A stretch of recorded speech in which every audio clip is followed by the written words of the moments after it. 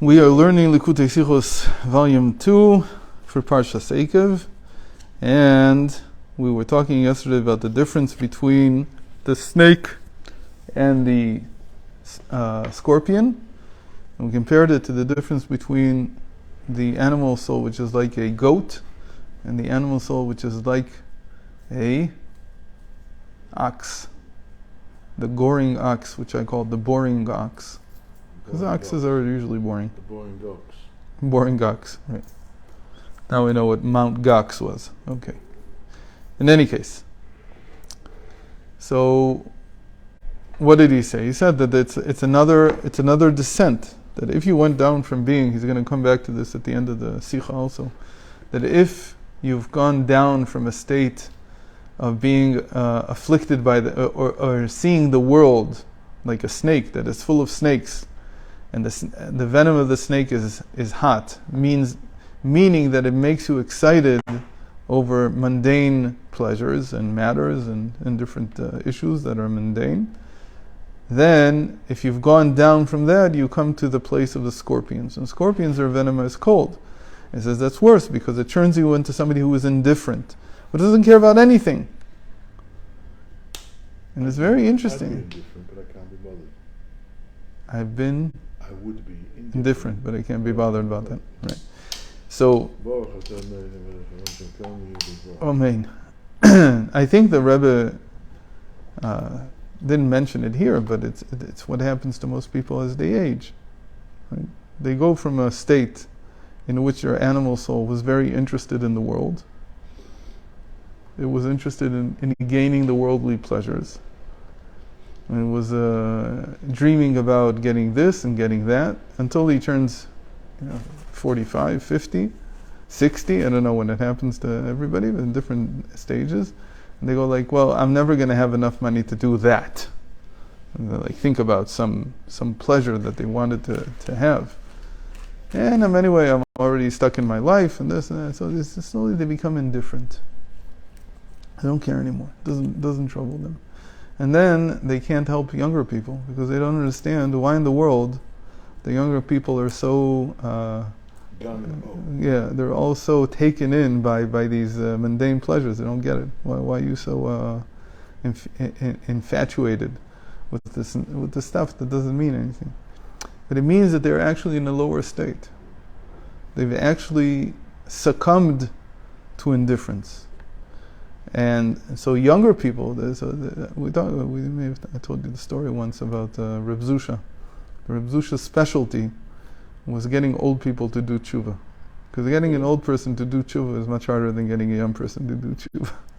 Why? Because the young person still is excited. He's what? He responds. You have someone to talk to. The older someone gets, the harder it is to move them. It's very uncommon to find older people getting excited over anything. And I once had a friend who wrote a poem about what would happen if the old people ran the world. Older people meaning like people, like everybody in their 70s, everything. They'd run the army. Wars would take 60, 70 years to start. And the first bullet would probably take another 80 years. Who cares? You have time. You're not interested in anything. So at first, when I read the poem many years ago, I thought it was funny. But today I understand that it's actually it's not a good sign. The fact that people make wars is terrible, but the fact that they actually care about something and you can get young people to go to war, that is a sign that they're alive. And you have to use that. You have to use that in a certain way. So Zusha was an expert in getting old people to do tshuva. Okay. So anyway, I won't tell the story now. It's a long story, but he had once there's a very famous story about him with a group of old geezers that he got to do tshuva. In any case, Mikan alula listef yirida gdola hemena. So we're on page 78 on the left column, and right in the middle. Mikan alula listef yirida gdola hemena. From here you can come to an even lower descent. Tzimaon asher en mayim. The pasuk ends that it's a place of thirst. There is no water. אפילו כשמלמעלה מעוררים אותו באמצעות בת קול וכדומה, even when he's awakened from above. How can a person be awakened from above? He hears suddenly. He hears a voice. What do you mean he hears a voice? He doesn't hear voices. He's not schizophrenic. But he hears a shir. He suddenly tunes into Facebook or he goes on YouTube and he hears this shir and suddenly it touches him. So the person needs to know that such a thing is a bat kol. That's what's called a voice from above. Why? Because especially today, this is very common, that you didn't intend to hear something, right? If you're walking down the street and suddenly you hear voices, you've got a psychological problem, you're psychotic. But if you went on Facebook and went on YouTube and you were going to watch something and suddenly something else came up. So, and it really touches you. It really affects you in some way. Those events, even though they're on the first surface of it, they're completely random, because who knows how YouTube's algorithm works or Facebook's, and who cares? It doesn't matter. The point is that Hashem runs everything anyway. And when we say that He runs everything, He's above statistics. One of the problems is that with statistics, which is a good way to mask God, like today everybody thinks it's statistics. The Ramban already wrote against this because it wasn't mathematized in the 1200s, but it was known that there's random events, so they called it randomness, mikre. And then the Zohar's famous gematria, the mikre equals Moshe, equals Moshe Rabbeinu, and they're both equal to 345. Meaning that it all depends on how you look at it. So today you have statistics, and you know that a certain amount of people have to have this, and a certain amount of people have to have that happen, and so on. But nowhere in statistics can you pinpoint who the people are going to be. You don't know who they are. You know there's going to be a certain amount. It had to happen to someone. What are you talking about? It had to happen to someone, it didn't have to happen to you. There's nothing in statistics that puts your name next to it. So, you know Winston Churchill. Yes. Baruch Hashem, you've told me many times, so now I remember. You can say it again though, because I'm sure that lies and statistics. Yeah. So the lie about it is that it doesn't pinpoint anyone, it doesn't focus on anyone, it doesn't tell you who this is going to happen to. Okay, there's a certain amount of people. So within that certain amount of people, you happen to be there in that statistic. How did you get there? You have to ask yourself the question, why am I in this statistic? How did I become part of this? And so the question, why did it happen to me, is actually the start of a good process. A lot of people can't stand when somebody says, why did it happen to me? Because it didn't happen to someone. That's not true. It's not true.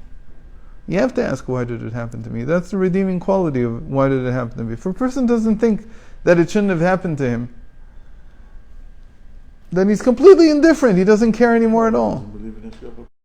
No, everybody asks that question. But the only reason you wouldn't ask that, okay, maybe there's two people in the world who could say, I so believe in statistics and I so don't understand them that I could come to the false conclusion that what it means is that randomly I was chosen.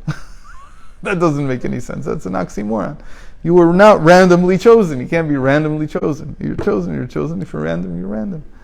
So if you ask that question, when a person asks that question, it's a beginning of tshuva. Why did this happen to me? It happened to you because Hashem wants you to do something. Hashem's talking to you. And so you say, I went on YouTube and I saw this suddenly this talk and it really touched me. It really talked to things that no one could have known about. Of course the person who's talking doesn't know anything about what your life is like. He's not clairvoyant. But the fact that Hashem showed you this video and that's what you saw, or you heard this forth and that's what you heard and it touched you, and you have to ask, why did it happen to me? It could have happened to so many other people. Then you look at the views on YouTube and you see there's only 12 people who ever saw this video, and you're one of the 12. So what are the chances out of 7 billion people on the planet who have YouTube that you saw this video? 1 out of 12. This is very, very good. That's a very good sign that this was meant for you. Anyway, so when a person is so cold that he's even awakened by a bat kol and the like,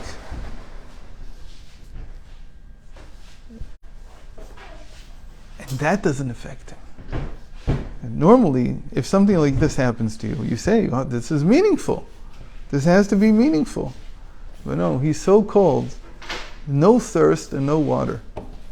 He's not waiting. He's lost in the land of statistics. There's nothing of meaning in my life. Even the bad things that happen, the way I run away from them is that I'm indifferent, or just they happen to be. No, they have to do with tshuva. I have to change things. Am I guilty? And now I'm being punished? No, not necessarily. Hashem wants you to wake up. That's what He wants. And sometimes that's all you need to do. You have to wake up.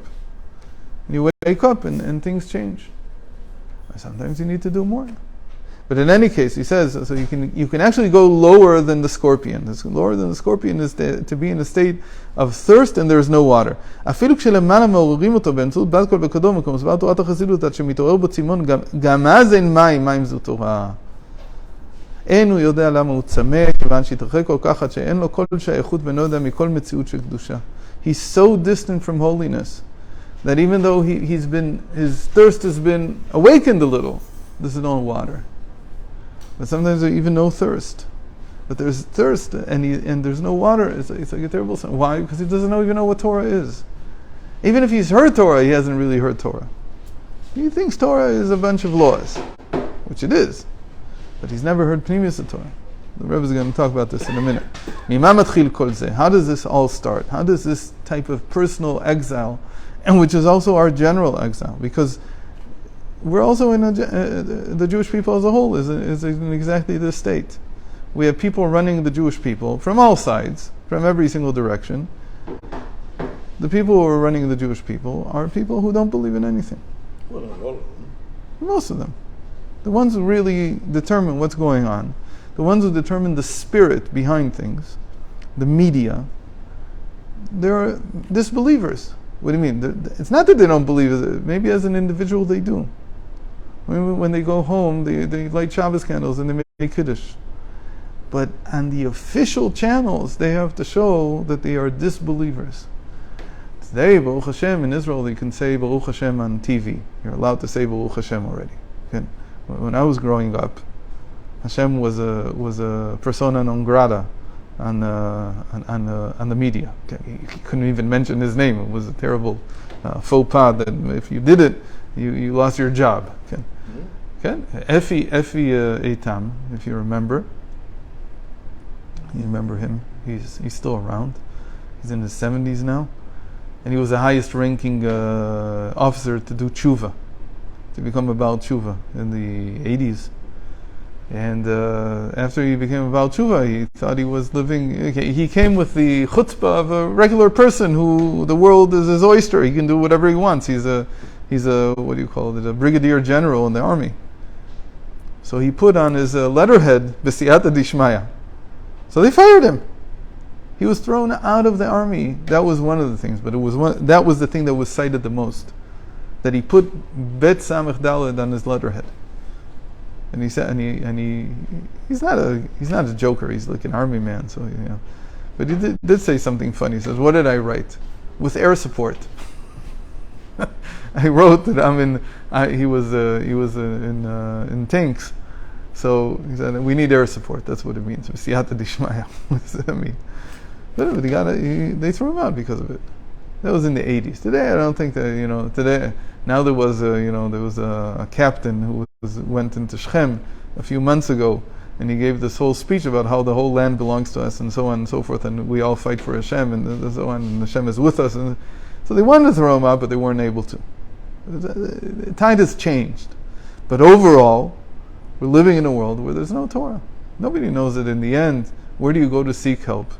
You go to seek help by Hashem. When a person was in distress, why does the book of Samuel begin with the story of Hannah going to Shiloh, to the tabernacle? Because when a person was in distress, that's where they went to do. They knew that this is how the world functions. They didn't go to shech something. They didn't go to worship an idol. They went to spill their heart before Hashem. That's what they did, and it worked. And it works every day. It's not like you don't have to, but it's told there because you should see that when a person had a trouble like that, And she went to pray, and she did it wholeheartedly. The course of Jewish history changed. You don't know what your troubles are about. Maybe your troubles are about changing the course of history. In any case, so a person doesn't know that there's holiness. How does this all start? What is this exile from? And the exile, again, in the general and in the personal life, from the fact that a person looks at the great, big, wide world and thinks that it's much bigger than what it is. And this is the first stage of descent all the way down to a thirst where there is no water to quench the thirst.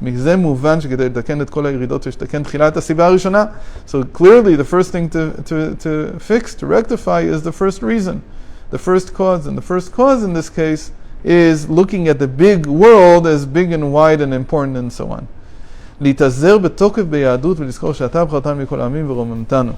To strengthen our loins, to gird our loins with the knowledge that first of all Hashem chose us from all the nations and elevated us. For what? Not to say that the other guy is not worth anything. It's to have you stick to your belief, to your faith, to your religion, to what you are. To give you pride of ownership. We have the Torah anyway. We own it anyway. Hashem threw it down. Yeah, again, the famous joke. Then the Jews decided to come back one day and say, we don't want the Torah anymore. So they brought all the books and put them in the middle of the town. Hundreds and thousands of books. And he said, Hashem, we're not interested anymore. We want our money back. So Hashem took back 5 books. He said, what is this? He said, the rest you wrote. It's not mine. I didn't give you this stuff. Okay, the rest we wrote. Why did we write? Because we have pride of ownership. Because we bought a field, and the field created produce. We didn't buy a car. כך יובן האמור בגמרא, כן, אז נפטרים מן הגלות והולכים אל ארץ טובה ורחבה על ידי משיח צדקנו במהרה בימינו. This is how we get rid of the exile, of the golus, and arrive in a good and wide land with Mashiach תכף ומיד. כך יובן האמור בגמרא. This is another thing, this is the last part. In the Gemara it says, נחש כרוך על עקבו לא יפסיק, עקב כרוך על עקבו יפסיק. That if a person has a snake curled around his ankle, he should not stop davening. If he's in the middle of davening and a snake comes up and curls itself around his ankle, he should not stop. But if a scorpion is running around his ankle, he has to stop. How should we understand this? So if a person is standing and suddenly the heat of the world, meaning all the excitement he has about the mundane pleasures, strikes him. Again, because that's the snake. The snake has warm venom, hot venom. Even though that's not a good thing, you should not stop, and you should continue davening. Because he has life force in him. He's alive. He has excitement. He will churn it. He will transform it in the end to holiness. But if suddenly he's attacked by indifference, by the scorpion on his heel, even though it's just on the heel, and the heel is dead anyway, doesn't feel anything anyway. So it's, if your heel is suddenly indifferent, that's what it means. Suddenly I feel coldness in my heel. The heel's the angel of death anyway. That's what the sages call him, because there's no sensation there. Still, even if it's there, in the least of your extremities, again, now we're talking about the psyche, you feel even in the least of your extremities that you have indifference, then you have to stop. What does it mean you have to stop? If you're in the middle of davening in practice, if you feel something, you don't stop. And only if there really is a scorpion. But spiritually, what it means is you have to reconsider your whole approach to Yiddishkeit. That's what the Rebbe says. You have to rethink the whole thing. And he says, what do you need? You have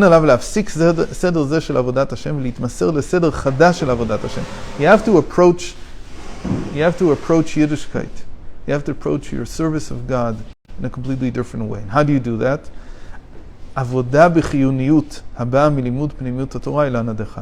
And this you achieve by starting to learn Chassidus, by starting to learn Kabbalah, that these are the tree of life. Why? Because in the nigla of Torah, there's always questions and answers. There's always kushiyot. The kushiyot means that you stand in a state of not knowing. So that's called the tree of good and evil. Why? Because you also have to say this is asr, this is mutar, this is prohibited, this is permissible. You divide the world up. In Ilana Dechai, in the tree of life, everything is life. So even something that's negative, like we just said, when a person says, "Why me?" and he says, and he's hurting, and he says, "Why me? Why did this happen to me? It happens to 10 out of 100,000, 1 out of 100,000 people. Why did it happen to me?" So even that is a positive statement. Why? Because it's the beginning of a change. It's the beginning of moving. It's the beginning of the end of indifference. So that's the end of the Sichot. And God willing, tomorrow we'll continue. Bezrat Hashem. Same time. Same time.